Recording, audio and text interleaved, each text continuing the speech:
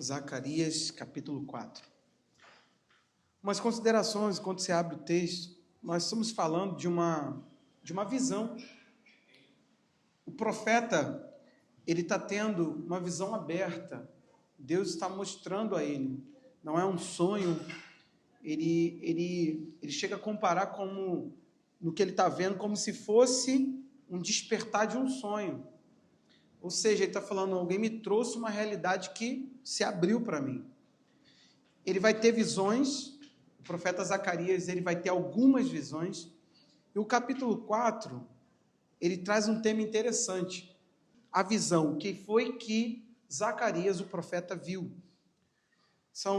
É um livro profético bem curto, mas com muitas visões poderosas. Diz assim no verso 1, a partir dele: o anjo que falava comigo voltou e me despertou, como se desperta alguém do sono. Ele me perguntou: o que você está vendo?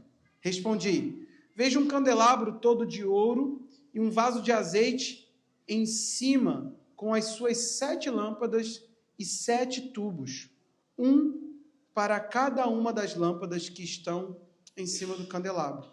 Junto ao candelabro, vejo 2 oliveiras, uma à direita do vaso de azeite e outra à sua esquerda. Então perguntei ao anjo que falava comigo: meu senhor, o que é isso? O anjo que falava comigo disse: você não sabe o que é isso? Respondi: não, meu senhor. Ele prosseguiu e me disse: essa é a palavra do Senhor a Zorobabel. Guarda esse nome aí. Não por força, nem por poder, mas pelo meu espírito, diz o Senhor dos Exércitos. Quem é você, ó grande monte? Diante de Zorobabel, você será uma planície. Ele colocará a pedra de arremate do templo em meio a aclamações. Haja graça, graça para ela. Novamente a palavra do Senhor vem a mim dizendo: as mãos de Zorobabel lançaram os alicerces deste templo, e as mãos dele vão terminar a construção, para que vocês saibam que o Senhor dos Exércitos é quem me enviou a vocês. Pois quem despreza o dia dos humildes começos, esse ficará alegre ao ver o prumo nas mãos de Zorobabel. Aqueles 7 olhos são os olhos do Senhor, que percorrem toda a terra. Então perguntei ao anjo: o que são as 2 oliveiras à direita e à esquerda do candelabro? E acrescentei uma segunda pergunta: o que são os 2 ramos de oliveiras que estão juntos aos 2 tubos de ouro, que vertem azeite dourado? Ele me respondeu: você não sabe o que é isso? E eu respondi: não, meu senhor. Ele me disse: são os 2 ungidos, que estão a serviço do Senhor de toda a terra. Amém? Texto um pouco longo, a sua leitura, mas você teve aí a visão completa. Pai, fica à vontade para falar conosco. A nossa oração no nome do Senhor Jesus. Amém. Quero falar sobre um tema, luz do mundo. Escolhi esse texto, a partir dele, para a gente ter uma noção do que foi que ele viu. O que ele viu? Ele viu um vaso. Esse vaso estava com 7 tubos que vertia, que saía, que por ali jorrava azeite. Por quê? Isso aqui era o que iluminava o templo. Iluminou o tabernáculo de Moisés e iluminou o templo de Salomão.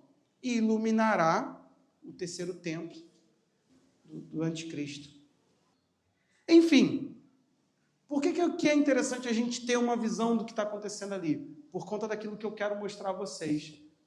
À direita tinha uma oliveira, que é a árvore que procede a azeitona, e à esquerda outra oliveira. Pegou? Um vaso lá em cima, 7 tubos, porque são 7 lâmpadas, vertendo o azeite saía por ali, porque era o que mantinha essa luminária acesa. Estamos juntos? Queridos, eu quero falar sobre esse tema, e eu quero te mostrar o que Deus está trazendo aqui ao profeta. Esses homens, Zorobabel e o sacerdote Josué, que no capítulo 3, Deus vai tratar com ele e a purificação das vestes dele para adoração. Esses dois homens, eles eram pilares da reconstrução pós o exílio. O que está acontecendo aqui? A nação de Israel voltaria ao seu ambiente e eles tinham que restaurar um povo que agora viveu como escravo por mais de 400 anos. Eles ficaram, 70 anos. Ficaram ali para pagar o tempo que a terra não descansou. O sábado para Deus, o descanso para Deus. Então Deus ele deu aí um tempo sabático e um tempo de cativeiro para o povo de Israel de 70. Então o que está acontecendo? Zorobabel é o governador que vai retomar com esse povo para a terra para reconstruir. Josué é o sacerdote que vai voltar e vai reconstruir. Então são duas pessoas que têm uma missão difícil pela frente. Templo arruinado, lugar totalmente devastado, pessoas que perderam sua cultura, perderam sua nacionalidade, já não tem mais noção de quem são. É nesse período que vai se misturar um pouco da língua. É impressionante que a fé judaica ela manteve o hebraico. O fato da religião sustentou a linguagem hebraica. Porque senão essa língua ela teria sido considerada morta, mas ela é viva até hoje e por conta da sua fé, da fé do povo judeu. O que eu quero trazer para vocês? Quando o profeta está diante dessa visão, algo chama a atenção dele muito mais forte, porque a primeira parte da mensagem ela é totalmente explicada pelo anjo, que Deus ele queria colocar no coração de Zorobabel que a missão extremamente difícil, penosa, uma missão que ele chama de monte diante dele, vai pegando princípios para a tua vida aí, amém? Ele seria algo que não faria na própria competência, porque eu amo essa versão e me chamou a atenção porque ele tira a palavra violência e traz a palavra força.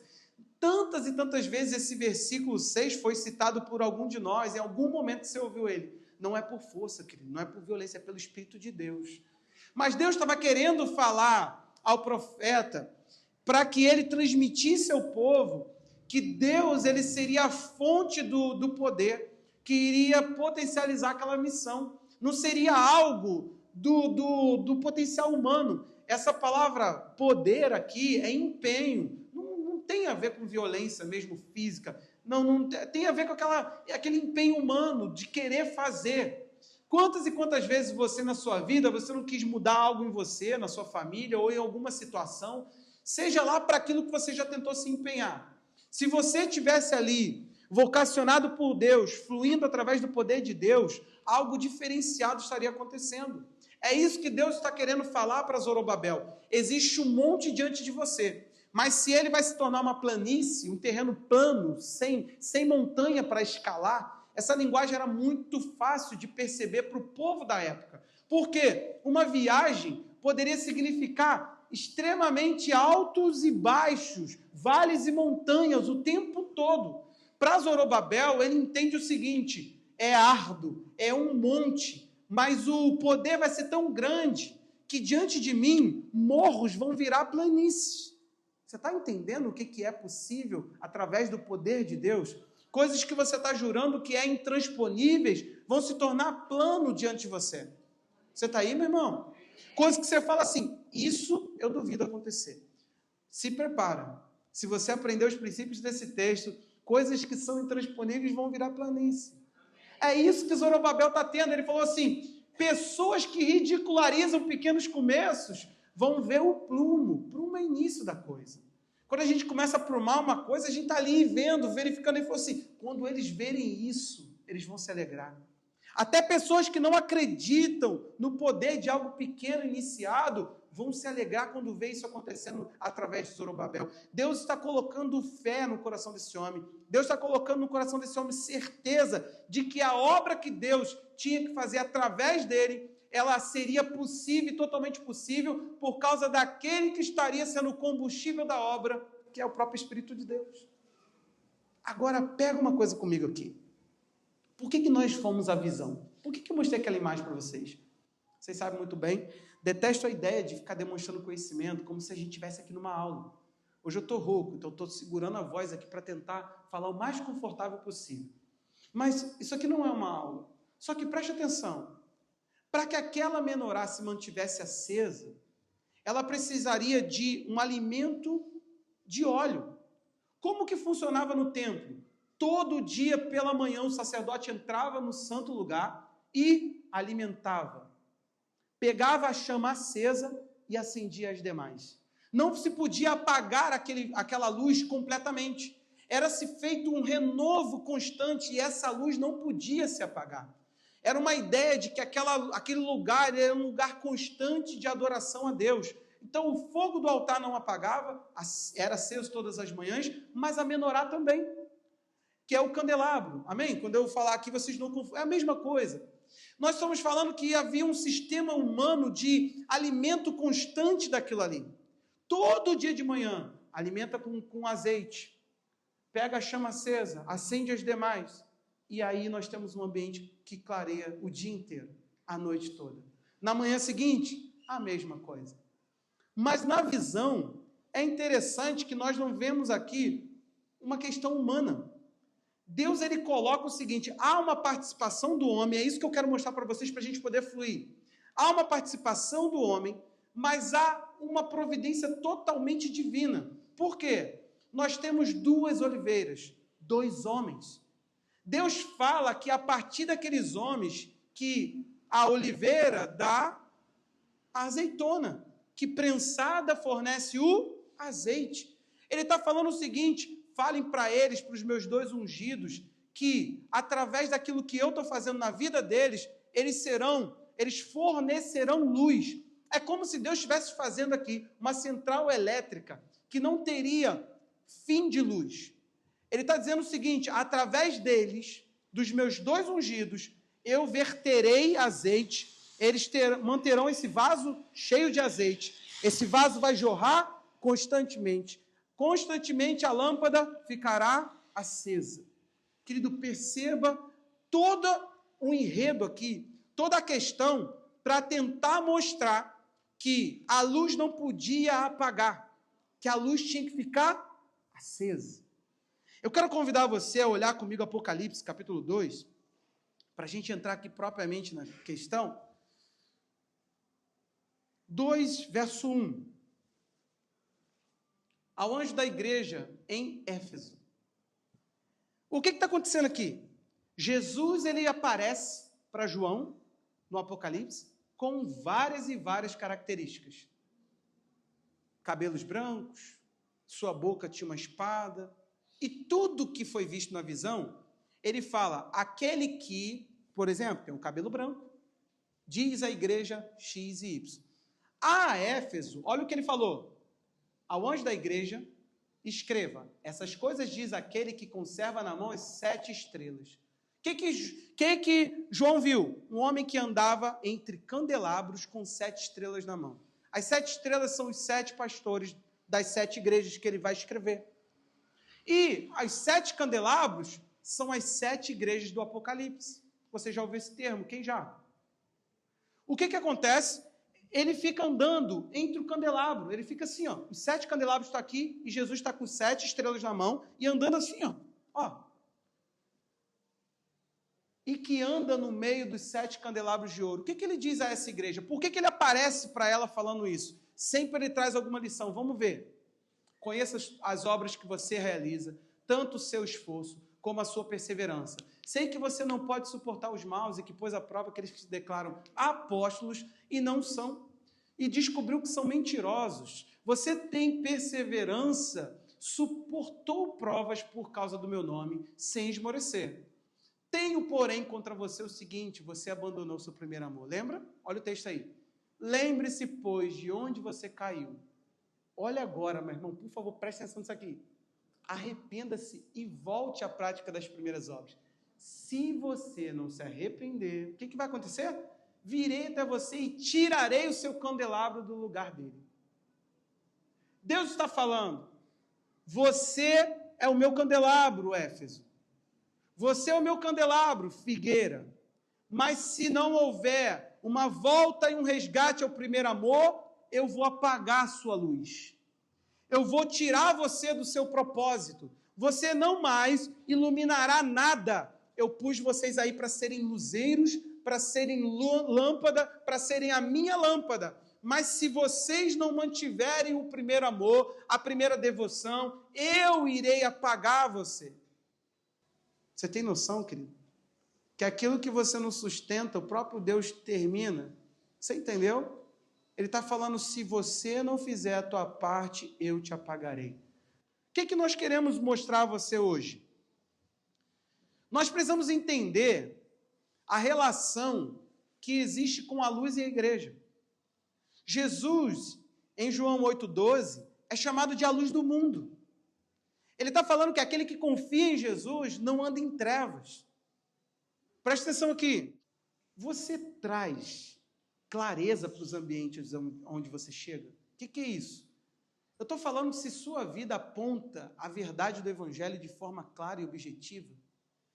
As ações que são feitas na sua presença, elas são clareadas pela luz, ou você entra junto nas trevas. Presta atenção nisso aqui. Jesus, ele falou que ele era a luz do mundo. Sabe? Ele não falou só a luz da igreja. Ele falou assim, o mundo está em trevas e eu sou um incômodo para o mundo. Porque quando eu estou no mundo, eu dou luz ao mundo.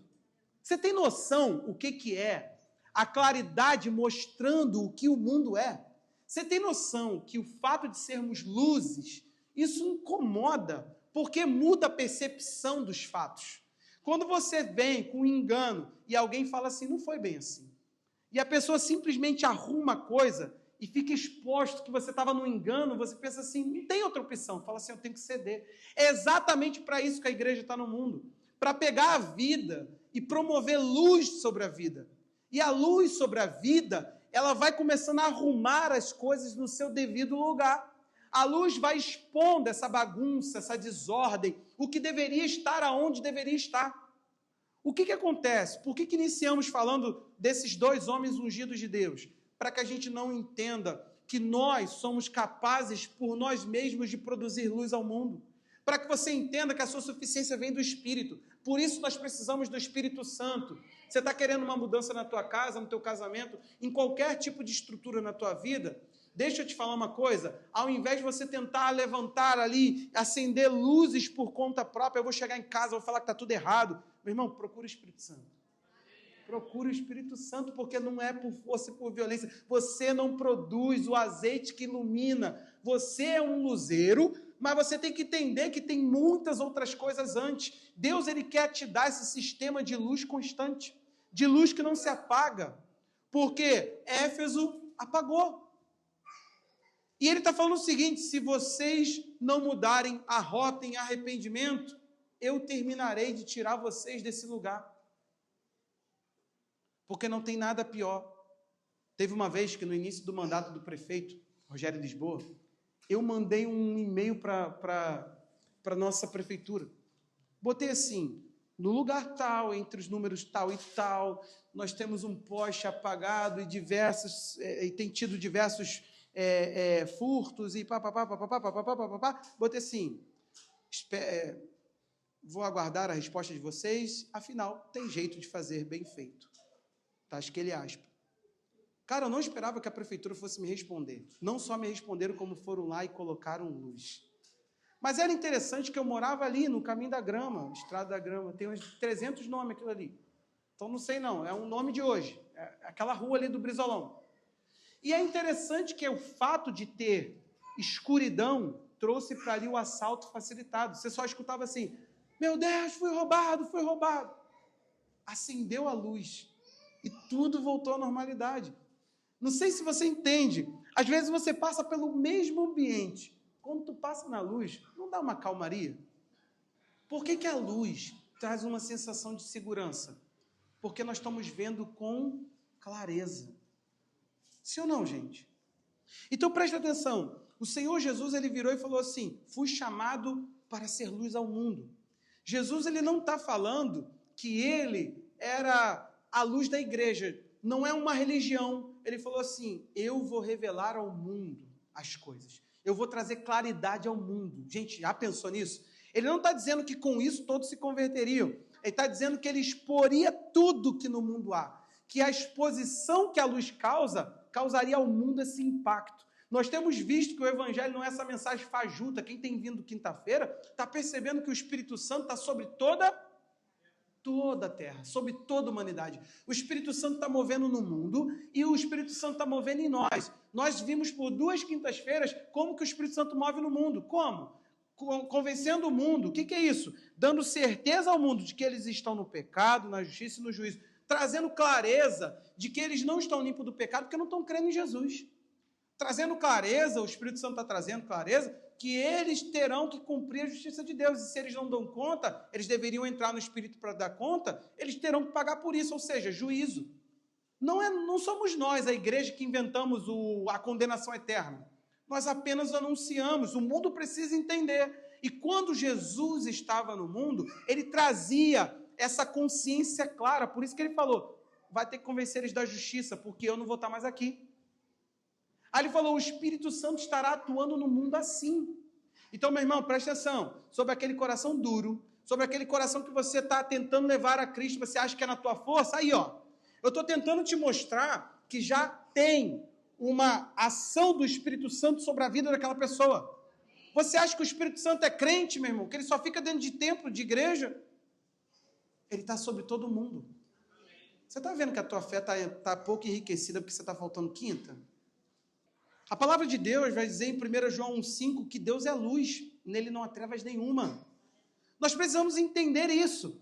Olha como é que Paulo define a presença de Deus. Ele sai em louvor, em 1 Timóteo 6,16, do nada ele explode em louvor. É uma oração misturada com canção. 1,16 ele vai dizer, 6,16, isso aí. O único que possui a imortalidade. Olha como ele chama Deus, que habita em luz inacessível. Ele está falando assim, Deus é uma claridade que não dá para acessar. É essa percepção paulina de Deus. Paulo está olhando para Deus e está falando assim, é uma luz que eu não consigo, se eu for, entendeu que não tem como. Por isso que João vai dizer, ninguém que chega perto dele pode andar em trevas, porque a luz dissipa as trevas. É o papel da luz. Querido, os anjos de Deus que habitam a presença de Deus são anjos de luz. O próprio Satanás, em 2 Coríntios 11, 14, ele se veste de anjo de luz. Ou seja, ele tenta imitar a claridade do céu. Consegue? Não, mas ele engana. Só que ele se traveste de anjo de luz. A presença de Deus, ela é esse ambiente de luz. Luz, claridade. Não existe ali nenhum tipo de obscuridade. Quando Jesus iniciou o seu ministério, aqui vem uma questão. Ele inicia o seu ministério no lugar mais tenebroso.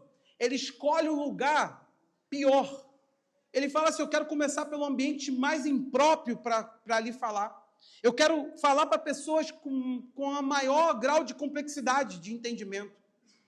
Enquanto os seus discípulos eram enviados aos judeus, Jesus ele inicia da Galileia, para não judeus. Mateus 4, 12, é o início do ministério de Jesus. Se você quiser entender como Jesus começou a pregar o reino de Deus, é aí. E olha como é que foi. Ao ouvir que João tinha sido preso, Jesus voltou para a Galileia. Olha o que ele vai fazer, meu irmão. Você que está escolhendo aí, ó. Eu vou morar não sei aonde, porque lá tem qualidade de vida. Vai lá, ó, luz apagada. E deixando Nazaré, foi morar em Cafarnaum. Ele está indo ele falou assim, eu quero um lugar ruim. A igreja, ela vinha falando assim, não, se eu quiser, eu queria mudar daqui. A violência do estado do Rio. Gente, nós somos a única lâmpada que tem um pote sobre ela. A gente não entendeu a parábola de Jesus. Nós somos acesos por ele e a gente joga uma tampa a gente tem que ir para um lugar, monastério. Vamos criar um ambiente só nosso, um ambiente de paz, um ambiente de santidade, onde nós não pecamos? Não é a proposta. Jesus não falou, sou luz do monastério. Ele falou, sou luz da igreja, do mundo, perdão. Olha aí, situada à beira-mar, na região de Zebulon e Naftali. Isso aconteceu para se cumprir o que tinha sido dito por meio do profeta Isaías. 2 pontos. O quê? Terra de Zebulon, terra de Naftali, caminho do mar, além do Jordão, Galiléia dos gentios. O quê? O povo que vivia em trevas viu grande luz. E aos que viviam na região e sombra da morte, resplandeceu-lhes a luz. Olha o que vai acontecer. Daí em diante, Jesus começou a pregar e dizer: arrependa-se, porque está próximo o reino dos céus. Olha o que acontece. Jesus, ele vem, como ele vem trazer a luz, ele vira e fala assim: está vendo as obras de vocês? Arrependam-se. Você percebeu que o reino tem uma proposta de chegar em ambientes e provocar transformação? Você está entendendo que a tua casa, ela não precisa mudar por causa dos corinhos de fogo, essa palhaçada? Agora eu vou lavar a casa cantando corinho de fogo para ver se o fogo desce, o diabo corre. Você precisa, meu irmão, tirar o diabo das trevas da tua vida. O reino dos céus, ele chega mediante o entendimento de que estou errado, preciso de transformação. Se você fizer esse acendimento, me perdoe aqui, nem sei se está certo isso, mas você precisa acender a luz.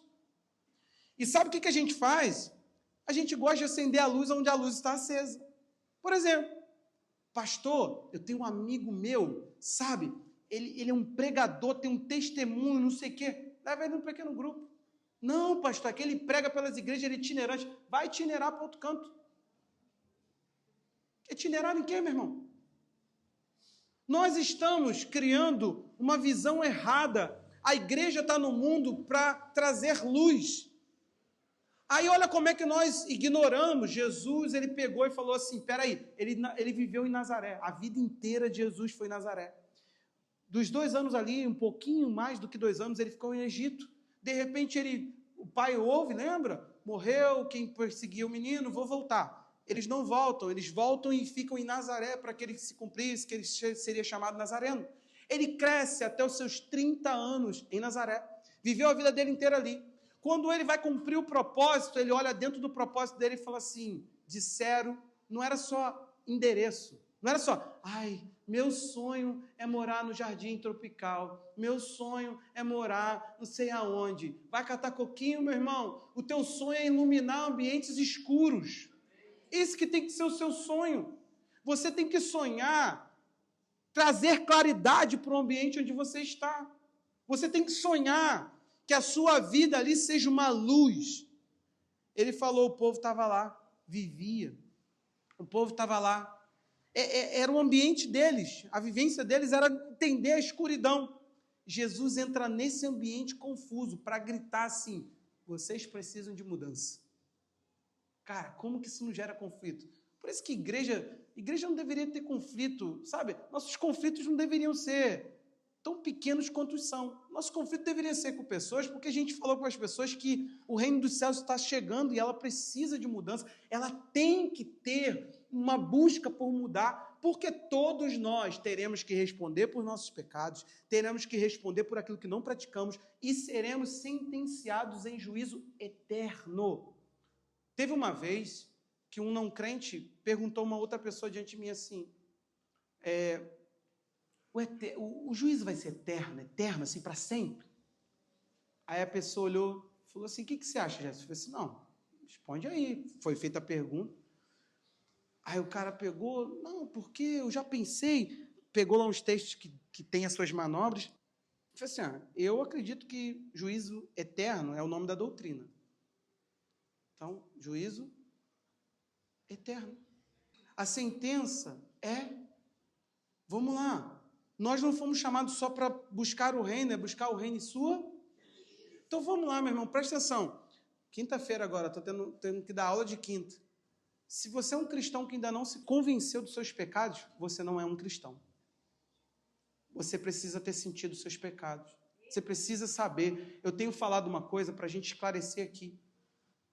Se você tiver outra fonte de algo que limpe seus pecados, se o cloro diante de Deus servir para limpar as máculas do seu coração, pronto, tu resolveu o teu problema, não precisa mais vir à igreja.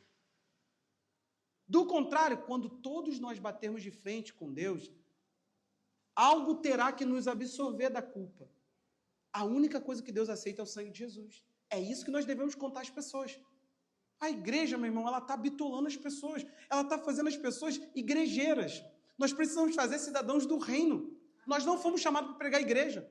Curiosidade, Quais textos você sabe que cita a palavra igreja nos evangelhos? Já ensinei isso para vocês. Mateus 16 e 18, e nada mais.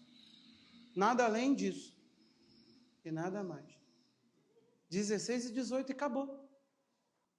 Apenas no texto, Anselmo, onde fala para a gente conectar para chamar a atenção de alguém, e fala que eu edificarei a minha igreja. Sabe por quê? Jesus, ele tinha uma coisa em mente quando ele falou o termo igreja. Quando ele encheu a boca e falou eclésia, ele estava falando ajuntamento de pessoas. Ele falou assim, eu vou ter um ajuntamento meu, vão se ajuntar por mim. É igual hoje, teve manifestações pelo país, se ajuntaram com base numa pauta. Nós aqui nos ajuntamos por conta de Jesus.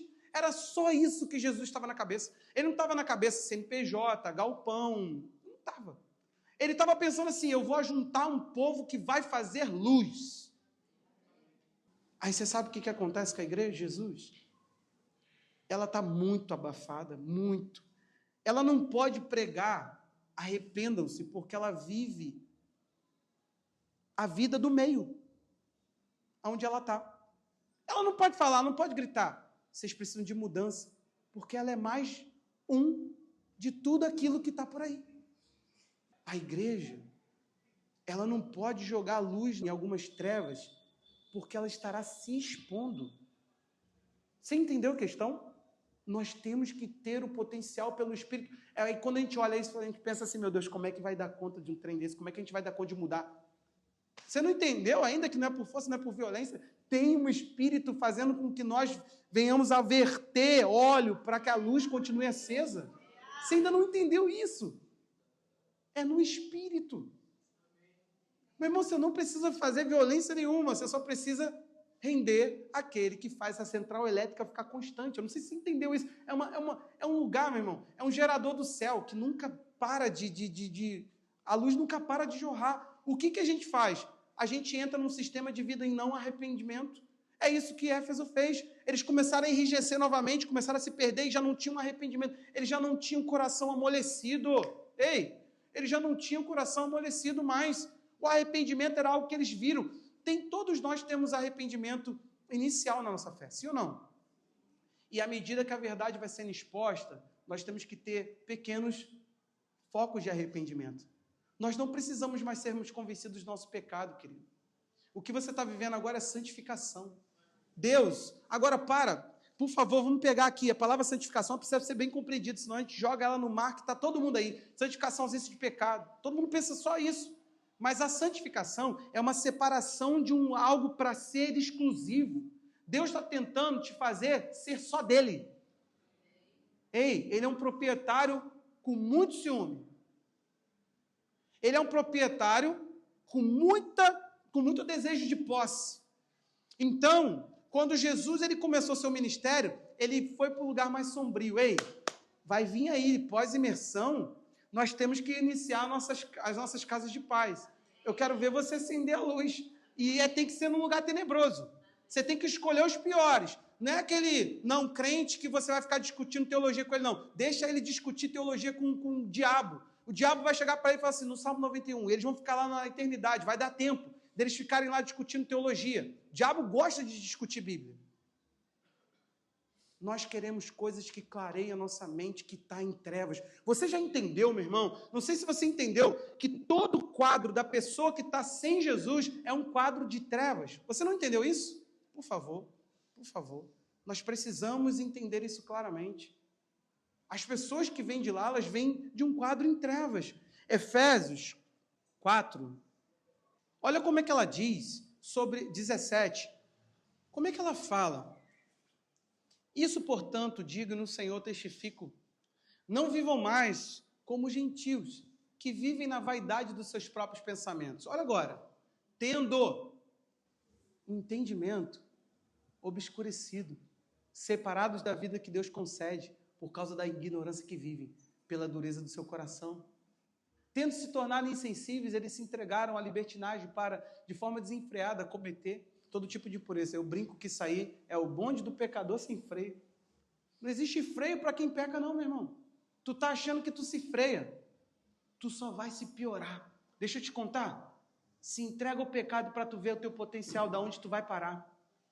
Tu vai parar a pessoa que você já disse que era digna de morte. Fez isso comigo, eu não perdoo. Daqui a pouco você vai estar fazendo a mesma coisa. Porque o teu coração, ele não recebe freio quando a natureza carnal começa a sobressair na sua vida. Você vai começar com um pecadinho leve, você vai começar com um pecadinho gospel, aquilo que o gospel aceita, o estilo de vida ordinário de toda pessoa frequentadora de igreja. Só que daqui a pouco o reino você vai despencar de lá. E quando você for ver, você está tão em trevas quanto as pessoas que você tem que anunciar a palavra de Deus. 2 Coríntios 4,4, olha esse texto, 2 Coríntios 4,4, olha isso.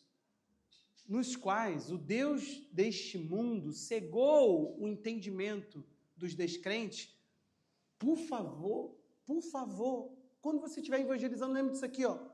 Para que não lhes resplandeça a luz. Não é o estudo bíblico do evangelho, não é a cartilha da igreja que é mais ungida, não é a cartilha porque é batista, então eles são teólogos profundos, bíblicos. Você pode ler para a pessoa, meu irmão, Benny Hinn e o seu bendito Espírito Santo que senta na cadeira. Isso não vai mudar em nada na vida dela. Nós estamos falando de alguém que os olhos não veem. Resplandeça a luz do evangelho da glória de Cristo, o qual é a imagem de Deus. Ele está falando que o diabo, o Deus desse mundo, cega. A pessoa está cega. Ela não está entendendo. Você tem que contar para ela um problema que ela não sabe que tem. Falar para ela que ela tem que buscar uma solução que ela não está buscando. Nenhum de nós aqui estávamos se sentindo pecadorzão. Eu não, meu irmão. A vida estava me quebrando aos 16 anos de idade. Me quebrando. De repente eu fui para um culto e eu comecei a ver que as coisas estavam inadequadas para mim. Eu comecei a ver, falei assim, cara, eu estou todo errado. Foi assim. Falei, cara, eu estou todo errado. O que eu sabia de evangelho não tem nada a ver. Meu Deus do céu, Deus clareou tanto que os enganos da igreja foram revelados. Eu nem tinha lido Bíblia ainda. A gente entra na igreja, nosso primeiro impacto é com a mensagem que a gente ouve. E eu só me vi todo errado. Falei, caraca, eu tenho que viver para mudar isso tudo em mim. E comecei, meu irmão. Era tão interessante, muito engraçado. Eu virei para um amigo assim e falei assim, cara, eu vou sair da igreja, eu sou cristão agora. Como é que namora? Aí ele começou a falar assim, tem que procurar alguém da igreja. Cara, que discipulador do inferno. Aí eu olhei uma menina assim da minha igreja e falei assim, poxa, essa menina falou comigo. Vou passar, apelidei ela de Graça e Paz para orar por ela. Porque ela me deu Graça e Paz, foi Graça e Paz. Um dia eu falei assim, poxa, você sempre fala comigo, você é educada. Quem é esse rapaz que está daqui? Meu namorado. Eu tenho que ir embora, que eu moro longe. Eu falei, é difícil arrumar alguém na igreja, que a gente não pode cantar as irmãs. Como é que canta as irmãs? Foi isso, aos 16 anos, todo desordenado. Eu já contei para vocês, olhando a Bíblia do outro assim. Caraca, a Bíblia dele está toda arriscada.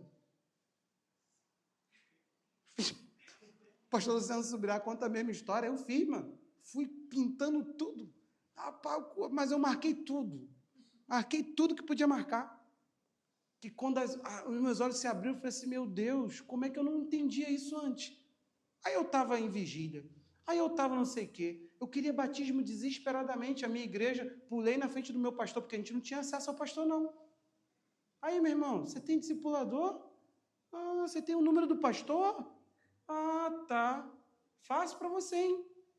Eu não podia nem falar com o meu. Literalmente, eu pulei na frente dele e falei, pastor. Ele fez assim, que isso, irmão? Eu falei, pastor, eu sou daqui da igreja, eu me converti, pastor, eu quero me batizar no próximo domingo. Pastor, pelo amor de Deus, eu cumpro todas as aulas de batismo. Ele falou assim, vai dar não. Eu falei, mas pastor, eu assumo um compromisso com o senhor. Ele falou, não. Eu falei, pastor, é que o batismo vai ser agora, eu me converti agora. Ele, não. Aqui para você. Tá tão difícil para você ser crente nessa igreja. Seu entrevado. Pelo amor de Deus. Andressa, eu pulei na frente do pastor pedindo para... E eu ainda tive que ir para o batismo. A música de cada pessoa era cantada. Meu Deus, batismo longo. Porque eles cantavam a estrofe da primeira música que marcou a vida da pessoa. O versículo dela. Bati as fotos da... Eu fiquei vendo um a um assim. Só não vai eu, né? Saí de lá. Procurei uma igreja para me batizar. Cheguei na Secref.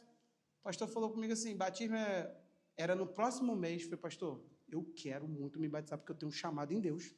E eu preciso me batizar. Eu falei isso com o pastor. O pastor tinha uma viagem para Curitiba. Esqueceu, teve que desmarcar o tal do batismo que estava marcado. Eu chamei meu discipulador e falei assim, estou indo embora. Ele falou assim, como assim? Eu falei, eu vim procurar batismo, cara. Essa igreja falou que ia me batizar. O pastor falou para mim, cara. Ele descumpriu a palavra. Eu vou embora, mano. Aí ele, não, cara, não é assim, cara. Eu, não, cara. Ele, mas tu vai se batizar? Eu falei, mas quando? Gente, para mim, você entendeu a fome da coisa? Não precisaram chegar para mim e falar assim, tem que parar de pecar. A violência de querer mudar era muita. Eu falei assim, eu quero deixar isso tudo para lá. Eu não estava querendo me lançar de volta aos meus pecados, eu estava querendo me afastar deles. Eu parei de pecar imediatamente, mas eu parei de flertar com eles automaticamente. Eles passaram a ser acidentes, passou a ser coisa que eu caía e me sentia sujo, ruim. E aí eu comecei a procurar em Deus, comecei a entender, aí veio o batismo no Espírito Santo. Meu irmão, aí eu comecei a ver que santidade é a coisa mais mal compreendida dentro de igreja. Porque a nossa essência em Deus, por sermos amados por Ele, por nos aproximarmos dEle, não tem trevas em Deus. Eu me aproximo dEle e a luz dEle dissipa as minhas trevas. Então preste atenção, Jesus não escolhe o lugar mais tenebroso porque Ele era melhor de todos, não, porque isso é a nossa missão. Nós temos que ir aonde não tem luz. Não adianta. Aqui nós temos 2 tipos de luzes. Não adianta. Para que clarear mais e mais e mais esse ambiente? Ali está um pouco escuro. Tem luz aí para botar ali. Ali falta luz. Você entende o que a gente faz? Você entende como nós somos? Meu irmão, vamos lá, querido. Abra uma casa de paz. Tenha desejo de se tornar um líder de pequeno grupo. E escolha suas vítimas. Pelo amor de Deus. Fala, rapaz, eu vou tornar a vida dessa pessoa mais clara. Ela que me aguarde. Eu vou andar com ela e o negócio vai ficar ruim pro lado dela. Que ela vai passar a se ver. Por favor, se você quer ser um bonzinho, sabe? Aquele tipo de gente que não está ali, não tem opinião. Teve uma vez me colocaram para dentro de um lugar porque eu promovi uma brincadeira e eu não sabia que tinha ofendido um monte de gente. Mas eu fiz todo mundo viajar na brincadeira e eu pensei que era só uma brincadeira. E eu nem era da igreja, mas eu provoquei uma briga porque eu não sabia de quanto aquilo estava ruim na igreja. Aí eles começaram a brincar, eu falei, não, mas eu vi isso. Aí todo mundo, não é. De repente, fala assim, Jefferson, estou te chamando ali na quarta. Eu falei, quando eu entro, tá todo mundo com um ar assim, era uma festa. Aí eu entrei.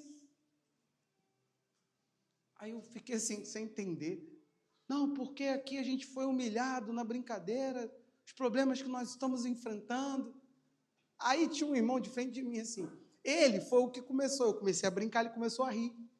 Aí ele falou, é verdade. Aí o outro lado, mas a gente só estava fazendo uma brincadeira, não sei o que. Ele, é verdade. Cara, não estou fazendo piada. Eu fiquei olhando para ele, eu estava querendo sair dali, porque eu falei, eu não sabia, gente, era só uma brincadeira. Eu falei, gente, eu só estava brincando, vocês me perdoam, nem sabia que isso era um problema entre vocês. Eu brinquei com o problema que existia. Calhou de problema a gravar. E no aniversário se tornou essa briga. Aí um falando que só estava brincando, que palhaçada, que não sei o quê. E os louvores, é um negócio de louvor. E os louvores são chatos mesmo. Pronto. O cara, é verdade. A outra pessoa, mas ninguém quer mudança, ninguém quer se aplicar. O cara falava assim, é verdade. Gente, ele saiu daquela reunião, a gente com uma raiva dele. Por quê? Ele só ficou nessa. Não é verdade, isso aí é verdade. Ele foi com todo mundo. Como é que ele pode ter pegado dois lados que estavam brigando? Ele não pacificou. Ele agravou, porque ele falou que é verdade os dois lados. Se você quer ser esse tipo de pessoa, esqueça o cristianismo. Não é para você. O estilo de vida que você vai viver já vai ser uma agressão aos olhos de quem não quer enxergar. Você ouviu? Não me ouviu? Então ouça Paulo em Éfeso, vamos lá. Efésios, capítulo 5, verso 6. Efésios 5, 6 diz, Não se deixe enganar por palavras vazias, porque a ira de Deus vem sobre os filhos da desobediência por causa dessas coisas. Portanto, não participe daquilo que eles fazem. Ó, vai ouvindo. Porque no passado vocês eram trevas, mas agora são luz no Senhor. Vivam como filhos da luz, porque o fruto da luz consiste em toda bondade, justiça e verdade, tratando de descobrir o que é agradável ao Senhor. Ele está falando, vocês começam a entender o que é agradável a Deus e trazer isso. Isso é luz. Aí vamos lá, ó. Não sejam cúmplices nas obras infrutíferas das trevas. Cumplicidade, querido, não é para você. Você não tem que ser amiguinho de todo mundo. Agora, olha o que vai acontecer aqui, meu irmão. Por favor, como que isso não vai te colocar em problemas? Pelo contrário. Se você não tem que ser cúmplice, você tem que fazer o quê? Pelo contrário. Você tem que tratar de reprová-los. Você tem que virar para o teu amigo e falar assim, não, cara, eu não vou sair com você e sou amante, não. Será que ele vai querer ser seu amigo ainda? Se não, desculpa, eu não vou... Sei lá. Acho que você entendeu, né? Eu não vou. Lá no trabalho, pô, cara, guarda isso aqui, é porque, sei lá, vai sobrar, a gente leva. Como assim? Não, desculpa, eu não... Será que você vai perder emprego? Algumas coisas assim podem acontecer? Pode. Pode.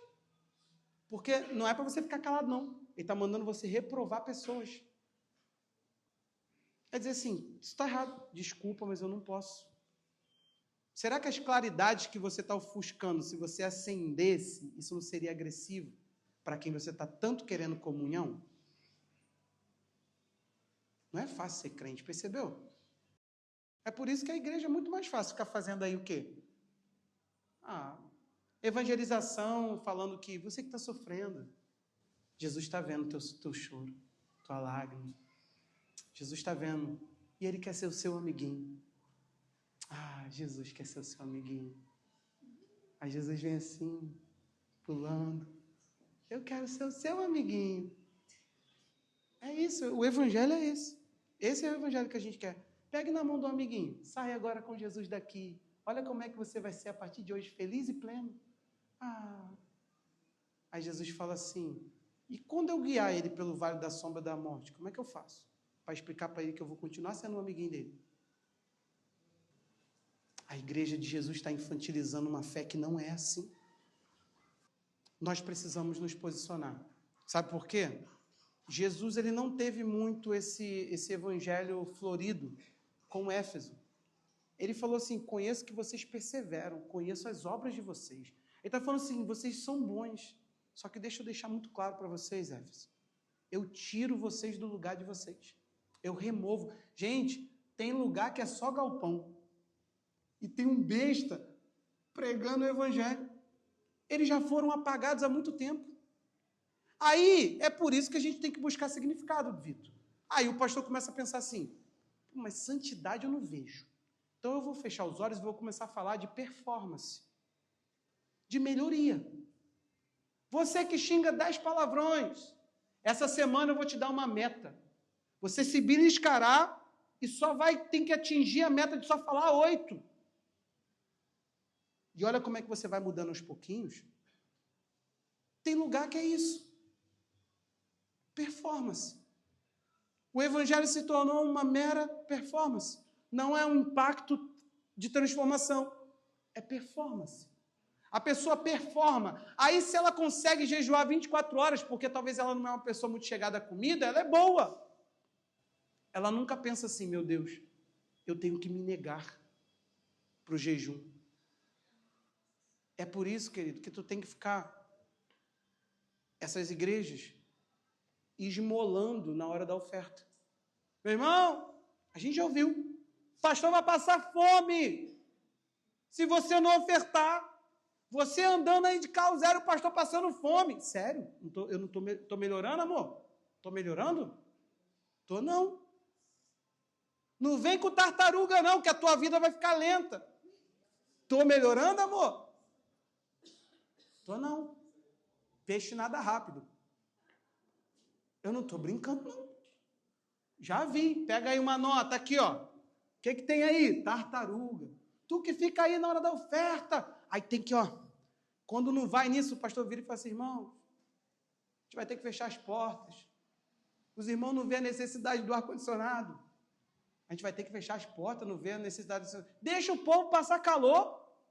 Contando que o povo quer adorar Jesus, não vê necessidade de ar-condicionado. Tem tanta coisa mais profunda, meu irmão. O evangelho tem que ir a lugares tenebrosos. A gente tem que invadir o Marambaia. Tem que clarear tudo, meu irmão. A gente tem que querer todos os ambientes. No Brasil tem lugares para vergonha da igreja, para denunciar a nossa falência. Se eu sou um abridor de igreja, um apóstolo da minha geração, eu teria vergonha de saber que no nosso país tem lugares que não se chegou o evangelho.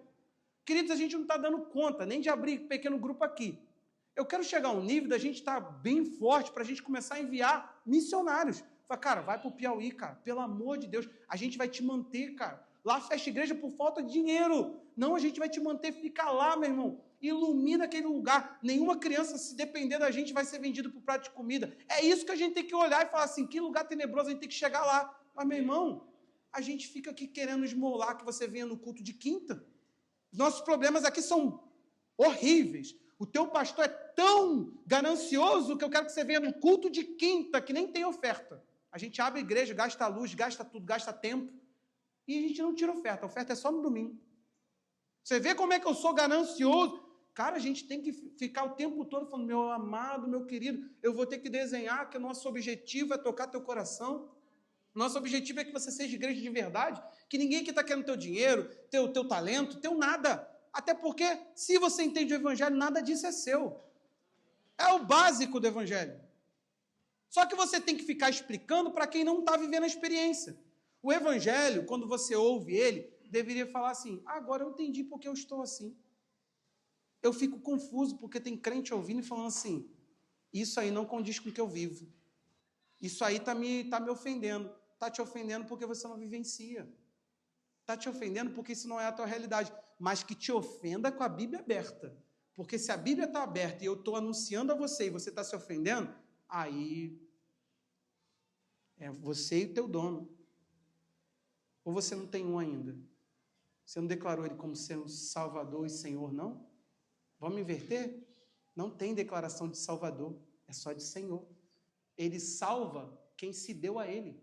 Se ele é teu dono, permita-se ser mandado, porque eu não estou vendo muita postura de ser mandado, não. Eu vejo uma postura de cliente uma atrás da outra.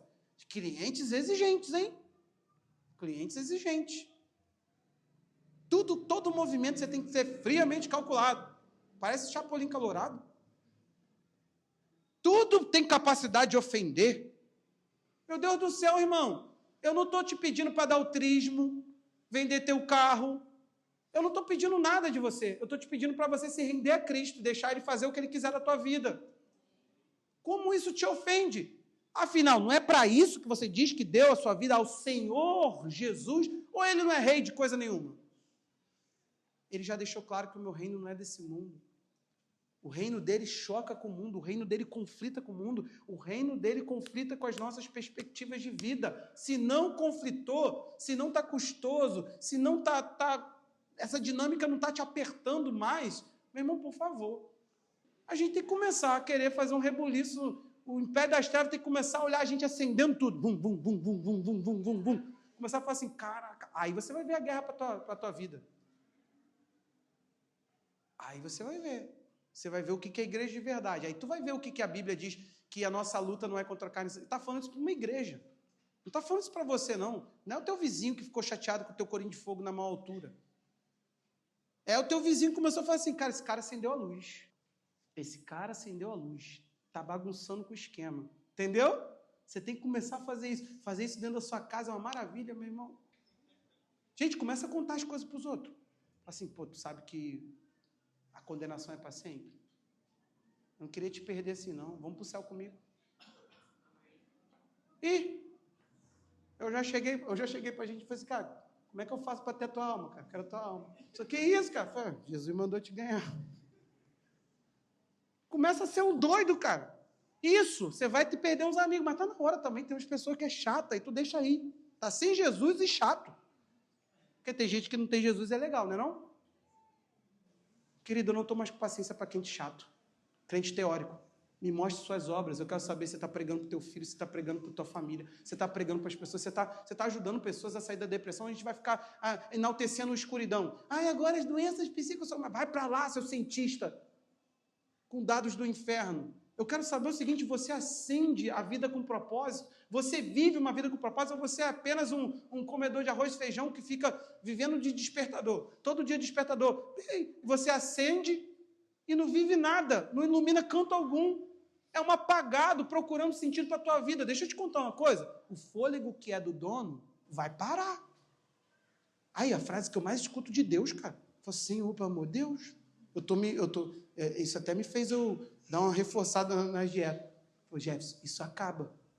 Toda a beleza da vida, eu tenho visto a beleza da vida, assim, em momentos que eu falo assim: caraca, isso é muito gostoso, cara. Aí Deus vira para mim e fala assim: isso acaba, Jefferson. Eu falei: caraca, mano. Que isso, Deus? Por quê? Deixa eu me alegrar também, né? Por que, senhor? Essas horas, deixa eu só dar um riso. Não tem a ver com morte, não. Tem a ver com propósito. A gente tem que entender que a vida, às vezes, nos ilude. A gente se vê engodado nela. Tu vê um momento com o teu esposo, com a tua esposa, tu fala assim: cara, isso é para sempre. Não é, querido. Sabe por quê? Lembra? Vou só lembrar um negócio aqui. Quando faltou água na tua casa, tu pegou a água da louça para jogar no vaso. Sim ou não? Bora, gente, balança a cabeça para o pessoal saber que nós somos pobres. Água cheia de amaciante. Não, é porque tem que racionar, né? Quem guarda sempre tem. Aí vem com as frases. É a nossa pobreza mesmo. A gente não tinha água em casa, não tinha como abrir um poço artesiano. Aí chegava aquela dificuldade para o negócio não... Hoje, tu dá 3, 4 descargas porque o negócio não quer ir. Tu tá nem aí. Sabe por quê? Recurso que tu tem, inesgotável. Tu tá vivendo da forma que tu tá vivendo, olha para mim, porque tu tá achando que tu é para sempre. Lamento te informar, se ele pediu o que é dele, só sobra o que é seu, e você é um barro que perece. Se ele pegar a parte dele, tu vai cair durinho. Para tu ter noção de como que tu é especial e pleno. Querido, e vou te falar uma coisa. Deus tem seus limites, olha para mim. Não sei, cara, agora ficou séria essa mensagem aqui. Olha para mim. Deus tem seus limites. Ele não vai ficar te advertindo para sempre. Ele está advertindo pessoas aqui sobre situações familiares. Você sabe que já passou da hora de você se posicionar como família em certas coisas. Está vergonhoso o estado da sua casa. Sua casa é um lugar de trevas. 2 luzeiros apagados, comprometendo a luz do filho, fazendo sombra. A Bíblia diz: não entra no reino e impede quem quer entrar. Você está aí comigo? Eu quero que a gente saia daqui hoje para começar a entender que eu fico muito receoso quando eu vou falar isso que eu vou falar agora. Mas o tempo da misericórdia está findando para algumas pessoas. Acho que está na hora dele pegar e falar assim: você não é luz mais. Eu não conto com você. Aí Éfeso estava lá, brincando de crente. Vamos condenar os apóstolos, que a gente sempre fez isso. Esse aqui fala errado, não fala o evangelho. Era isso que eles faziam. Jesus falou assim: não, vocês não são mais luzes, não conto com vocês. Cara, eu não sei você. Eu não sei ser pastor de um negócio desse. E ela pode ser do tamanho que Deus... Aliás, que Deus quiser, do tamanho que a gente conseguir produzir, Andressa. Eu não sei ser pastor de um negócio desse, não. Eu preciso ver o Espírito Santo mexendo em você. Eu me amarro nessas coisas. Quando eu chego para discipular, a pessoa fala assim: Deus já está falando comigo, pastor. Eu falo: eita, ora, está pastoreando sem eu, né? Chegou antes de mim, eu não sou tão poderoso assim, né? O Senhor fala no coração, fala. Querido, por favor, olhe para mim. Vamos dar uma resposta para essa geração. Ela está vendo tudo que não presta da igreja. Aparência de luz, sem lâmpada. Não tem óleo vertendo. Eu e você fomos levantados para iluminar. Nós vamos ter a nossa imersão, querido. Após nós faremos um movimento de missões aqui. Você tem que ir para lugares tenebrosos. Pastor, não tem essa condição. Então volte e se acende. Arrependa-se. Você está precisando de arrependimento. Jesus não chegou para Éfeso e falou assim: vocês só têm que melhorar a postura de culto. Ele falou assim: está na hora de você entender que você caiu. Tem gente aqui que não é, querido. Eu vou ficar falando eternamente quinta-feira. Só quinta-feira, porque é uma das coisas que eu me queixo muito da igreja, mas não é só isso, não. Pequeno grupo, evangelização, ministério. Não é que você não está posicionado, você está caído. Eu tenho que te contar. É possível que você hoje não seja uma lâmpada. Eu não quero você ativista do nada. Ai, agora eu vou entrar no ministério infantil. Pastora, me dá aí. Não, Deus me livre. Jesus volta. Eu vou lá. Eu quero pastor, me dá aí um cargo na igreja, tá maluco? Eu quero ficar cezinho. Não é arrependimento. Você precisa entender assim, eu não estou mais pertencendo a quem eu deveria pertencer. Agora, ele não vai te dividir com nada, sabe disso, né? Tudo que você estabeleceu como segundo dono vai ter que sair. E aí, como é que é? Vai perder o quê para Jesus? Tem que perder, querido. Essa história de que um Jesus ganha, não ganha, não. Perde muito. Perde para ganhar. Jesus é um prêmio. Filipenses 3. Precisamos compreender essa dinâmica do reino de Deus, querido. Nós somos luzeiros. Isso custa um estilo de vida que denuncia.